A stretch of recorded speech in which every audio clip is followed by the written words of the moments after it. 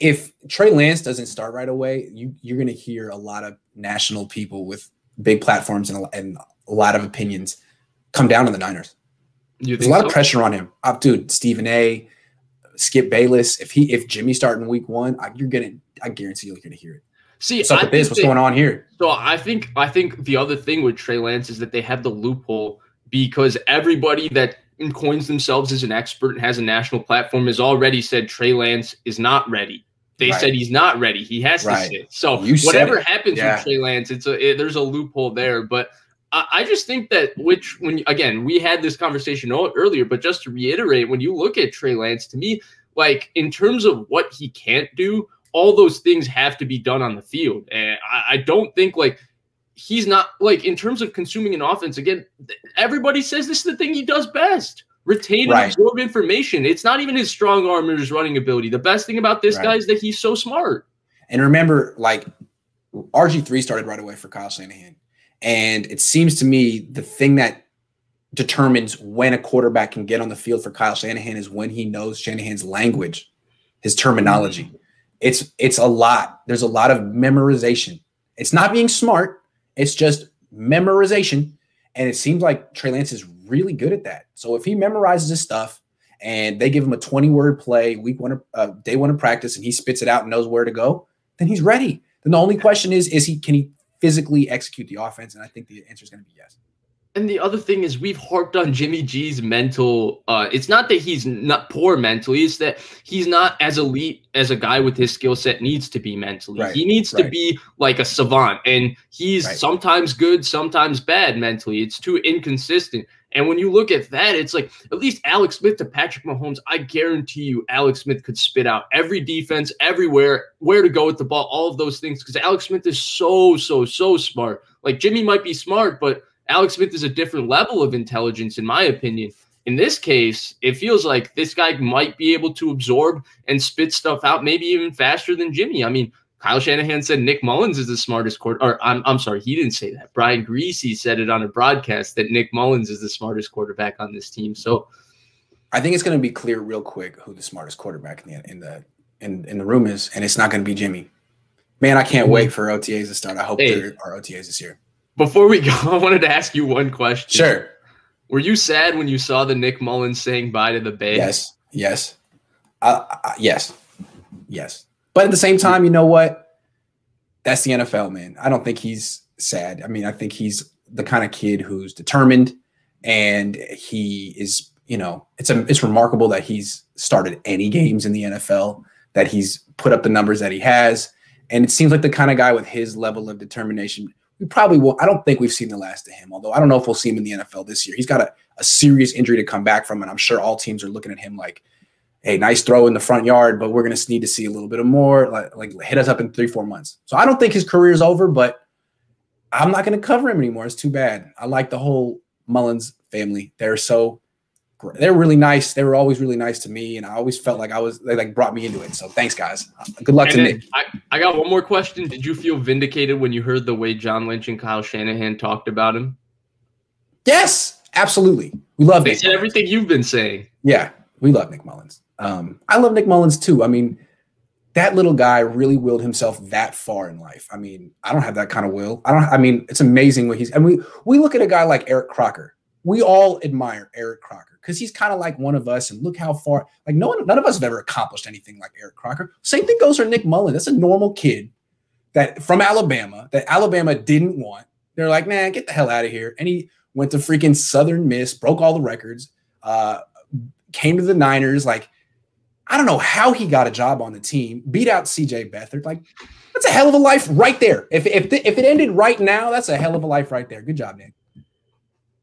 Anyway, thanks for letting me talk about Nick Mullins at the end of the show. I wasn't expecting it. Oh, I see we got a question. I think it's a difference between smartness and decision-making. No question.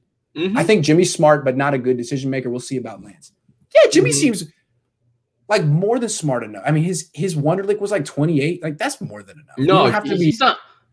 Nobody would call him unintelligent. It's just, it's also reacting on the field, right? Like Tua, like one of the best things Tua had coming out of college, people thought that he reacted on the field really well. I mean, he got a 13 on his Wonderlic. I'm not poo-pooing getting a 13 on the Wonderlic, but there's online Wonderlicks. Go take the Wonderlick online and figure out how hard it is to get a 13 on it. And number two, in terms of Lance, that's what they keep saying he's a natural at that, right? As a good decision maker. Kyle said on 3 times now, and he said it to Peter King too for his column, that he's a natural quarterback when it comes to making decisions. He doesn't say he's a natural thrower. He's naturally accurate. He throws the ball beautifully. No, it's nothing to do with his throwing. He says he's naturally a really good decision maker. Which means you can trust him. They can't trust Jimmy. That hence 8 throws in the NFC Championship game. You can trust him. When things go badly, his instinct isn't to make it worse. Jimmy, I'll never forget the Super Bowl. That interception was unacceptable, man. Unacceptable.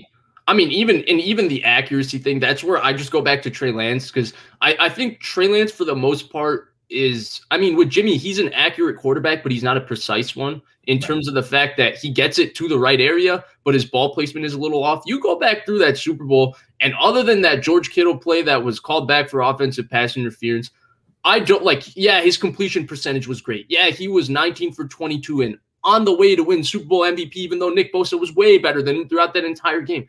Every throw was inaccurate. I mean, I was watching it last night. I mean, I do these things to myself. God bless me. I was watching it last night before I went to sleep. I know I finished studying for finals a little bit. I had a good study session. I was watching it. First play of the second half, his first throw, it's play action. They have an over route to Emmanuel Sanders, okay? It's Emmanuel Sanders wide open. If he hits Emmanuel Sanders in the chest, this is a 40-yard completion. He throws it on Emmanuel Sanders' back shoulder. Sanders goes to the ground to catch the ball. It's a 13-yard gain. So, yes, Jimmy's completion percentage went up and all of that, but there's so many yards and so much he's leaving on the field because he's not so precise. That's right. That's right. There's a lot of wide open guys that he's kind of hitting in the general vicinity. But not right there. You know what I mean? Jermaine, thank you very much. I appreciate it. Matt, QB predictions on QB3. Don't keep one. Nah, it's going to be Sudfeld. They paid him. He's getting $250K. Jed York doesn't give that to people to just go home. That's $250K. Do you think he makes the practice squad, Sudfeld, instead? Does he have practice squad eligibility? You can put anyone in the practice squad still, too. Yeah. I forgot that, huh? Yeah, maybe. I'm hoping Josh Rosen sticks around. I want to see Josh Rosen get a chance.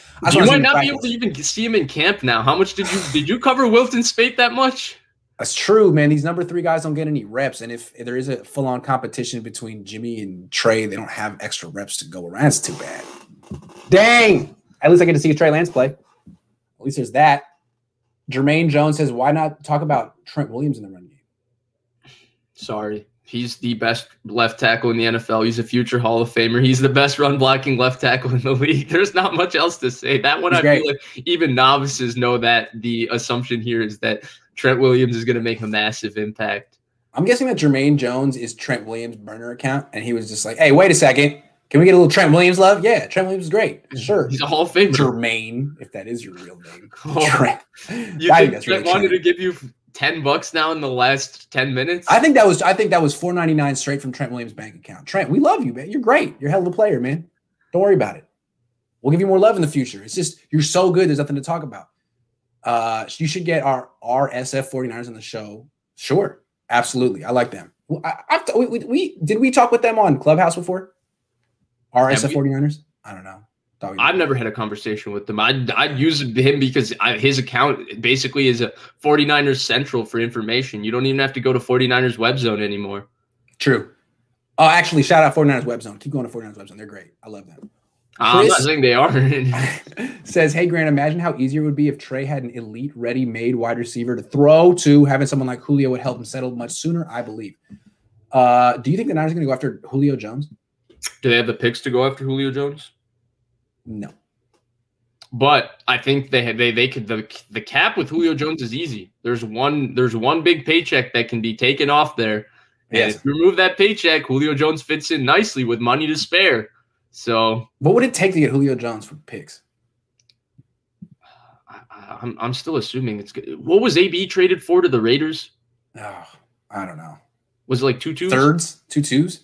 Niners have 2 2s if they want to trade their future too. Maybe they could do that. But here's the thing with Julio Jones, man. Like, people already complained about George Kittle's injuries and Deebo Samuel's injuries. Julio Jones, I think, body is starting to wear. So that's something I would say keep an eye on. Yeah. Good question. Unstable Production says, what can we get if we trade Sherm? You have to sign Sherm. You got to sign for it. They missed that. I don't know. Maybe they could have got something a couple years ago, but he's a free agent, and I really hope they don't bring him back. I don't think they need him. I don't think they even want those kind of corners anymore. They look like they want smaller man coverage types. Yeah, but with him, he's such an impactful person that it's like if they bring him back, you can't fault it, right? Oh, I can fault it. I can absolutely fault it. Oh, you can they fault seem to it be still? They seem to be following all my suggestions this year, so I have a feeling they're not going to bring back Richard Sherman. I feel like they're really in tune with the quality control department. And quality control would not recommend a reunion with Richard Sherman. So I don't think it's going to happen. Sorry, Richard. I'm disappointed in you then. Why weren't you suggesting Matthew Stafford? What's the issue here? I was Trey Lance. I was secretly on the Trey Lance train the entire time, secretly. Why weren't they listening about Kellen Mond? Come on. Well, Minnesota listened. I do it for multiple teams. So the way you did it, right? The way you did it was Kubiak's other son's on the Niners staff. You told Kubiak's other son to tell his brother that Kellen Mond's. So you were playing 3D chess here, huh? Exactly. I really was. Whew. Vish, it was fun. This was a good show. This was fun. It was a good show. We've been doing this for 8 months, Vish. I know. It's crazy. It's crazy. It's crazy. Hell of a show, though. Always looking forward to it. Mondays are Vish days. I don't know about you guys, but that's what I think. Anyway, thanks for watching, everyone. We'll be back next Monday. I'm sure I'll be on with Vish on his channel later this week, Blake and Vish Sports. Yes, make sure you subscribe to that.